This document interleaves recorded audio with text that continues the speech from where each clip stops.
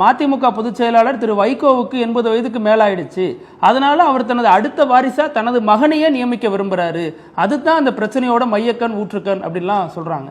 இல்ல, அவர் ஒரு காலம் விரும்பவில்லை. நிர்வாக குழு கூட்டத்திலே கூட்டி எங்களுக்கு அவருக்கு உடல்நிலை சரியில்லாத காலகட்டத்திலே அண்ணன் துரை வைகோ அவர்கள் இந்த ஒரு சில நிகழ்ச்சிகளிலே கலந்து கொண்டார். இன்னும் சொல்ல போனால் ஒரு விஷயத்தை நான் குறிப்பிட விரும்புகிறேன்.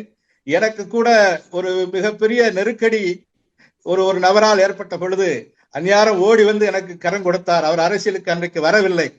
உங்களுக்கு இந்த மாதிரி பிரச்சனையாமே, ஆளுங்கட்சி அன்றைய அதிமுக எம்எல்ஏவால அவங்களுக்கு பிரச்சனையாமே என்று என்னை போன்றவர்களுக்கு குரல் கொடுத்து கரம் கொடுத்து அந்த பிரச்சனைகளுக்கு முற்றுப்புள்ளி வைத்தார். ஆகவே கழக தோழர்கள் அனைவரும் இப்படிப்பட்டவர் நம்ம வந்தால்தான் இயக்கத்தையும் தொண்டர்களையும் காப்பாற்ற முடியும் என்கின்ற ஒரு காரணத்திற்காகத்தான் அவரை நாங்களாக அழைத்து வந்தோம். துரை வைகோ விரும்பியோ அல்லது தலைவர் விரும்பியோ வரவில்லை. தலைவர் விரும்பவே இல்லை. கடைசி வரை வாக்கெடுப்பு நடத்தி 106 பேரில் 104 பேர் வாக்களித்துத்தான் அவரை கொண்டு வந்தோமோ தவிர முன்கூட்டியே இதுவரைக்கும் எதுவும் அந்த மாதிரி திட்டமிடவில்லை. இது திட்டமிடாமல் தானாகவே மல்லை சத்யாவும் துரை வைகோ தான் வரணும்னு வாக்களித்த நபர் தானே, அவரையே வெளியேற்றுவது சரியா அப்படிங்கறதானே எப்படி சொல்ல முடியும்?